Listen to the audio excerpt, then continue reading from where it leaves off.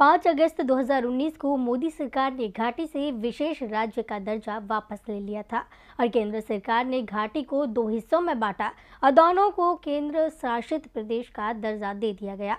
लेकिन सरकार की इस कोशिश का जबरदस्त विरोध हुआ तो 2 साल से घाटी में जीवन पटरी पर भी नहीं लौट पाया। पहले 8 महीने तक विशेष राज्य का दर्जा वापसी को लेकर प्रदर्शन चलते रहे।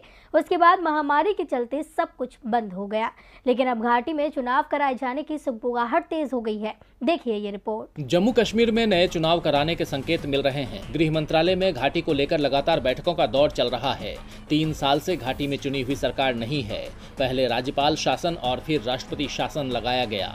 अभी भी यहाँ राष्ट्रपति शासन लगा हुआ है। सरकार घाटी में राष्ट्रपति शासन को और अधिक समय तक नहीं रखना चाहती है। इसके साफ साफ संकेत मिलने लगे हैं कि जल्दी ही घाटी में चुनाव हो सकते हैं।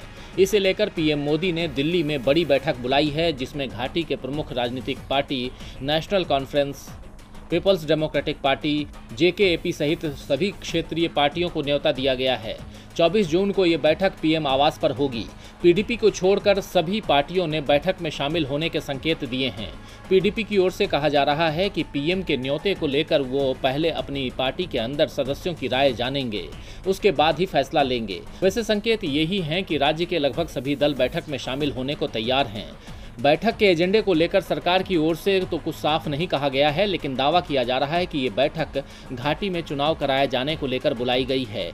साथ ही नए सिरे से कराए गए परिसीमन पर भी सरकार चर्चा कराना चाहती है। घाटी में विधानसभा सीटों के परिसीमन के लिए जस्टिस रंजना देसाई की अध्यक्षता में आयोग का गठन किया गया था, जो कुछ समय में अपनी रिपोर्ट सरकार को सौंप सकता है। अगर बैठक में सहमति बन जाती है तो इस साल के नवंबर में या फिर अगले साल की शुरुआत में 5 राज्यों के विधानसभा चुनावों के साथ घाटी में भी विधानसभा चुनाव हो सकते हैं।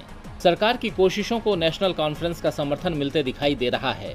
फारूक अब्दुल्ला का कहना है कि उनकी पार्टी परिसीमन निर्धारण के खिलाफ नहीं है और केंद्र से बातचीत के सारे रास्ते खुले हैं। इस साल की शुरुआत में घाटी में डीडीसी चुनाव कराए गए थे।